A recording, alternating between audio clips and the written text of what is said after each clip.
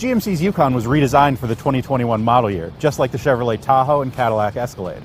But has GMC done enough to differentiate the Yukon, particularly the Yukon Denali, from its siblings? The Yukon Denali's standard engine is a 6.2-liter V8 with 420 horsepower and 460 pounds-feet of torque. It's our favorite out of the bunch.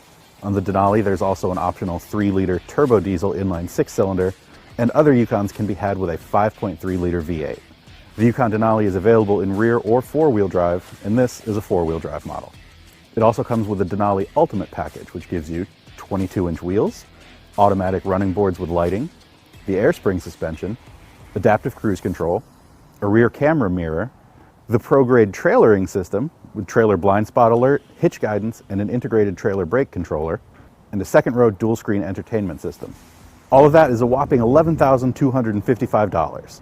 Technically, that includes a $1,000 discount, which may not always be available. The Denali's engine is a strong point, with smooth and brisk acceleration for something so big. It also gives you a nice little throaty V8 growl. The ride is mostly very smooth thanks to the combined air suspension and magnetic ride control, and in spite of the massive 22-inch wheels. Though I did find the Chevrolet Tahoe Z71's ride, also with magnetic ride control and air suspension, but beefier tires, even smoother. Cornering in the Yukon Denali is also incredibly flat for such a large SUV. The ride is quiet too, with thicker laminated windshield glass than what you can find on the Tahoe. I found the interior very nice, with lots of high-quality materials at elbow level and above, though quality does dip slightly below arm level. The Denali interior is also unique to the Denali, most notably the infotainment screen integrated into the dash instead of sitting on it like a tablet. The infotainment system is intuitive with crisp graphics on the larger 10.2-inch display, and it also comes with wireless CarPlay and Android Auto. The optional head-up display has helpful info, though it can be somewhat hard to see if wearing polarized sunglasses. The interior is also very roomy, particularly with space for adults in the third row. GMC says the new Yukon has 41% more third-row legroom than the last Yukon.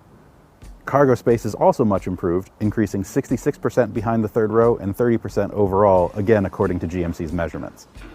Second and third row access is also much improved, and there are power tumble and fold controls accessible from the cargo area. Here at Cars, we're mixed on the interior being that much nicer than what you can find in the Tahoe. Some of us find it not to be that different or especially luxurious. I'm in that camp, but again, it is a nice interior. The accent materials are slightly better, and some may prefer the in-dash mounted infotainment display, but the layout is still pretty much the same as the Tahoe's, and there isn't a whopping difference in overall quality. Interestingly, you can also option the new Tahoe High Country to similar or even higher prices than a Yukon Denali, so maybe the interior doesn't really have to be. The interior not being that much different from the Tahoe might not necessarily be a bad thing, as it makes the Yukon Denali something of the Goldilocks luxury SUV in GM's lineup. More premium, or at least perceived as such, than the Tahoe, and not as premium as the Escalade. Just right for a specific set of buyers looking for premium without ostentation. Though we do have to admit, the gigantic grille, lots of chrome, and 22-inch wheels at least lean towards ostentatious. Other minor quibbles include flat front and second row seats. There's very little bolstering, and it feels sometimes more like a bench seat than an individual chair.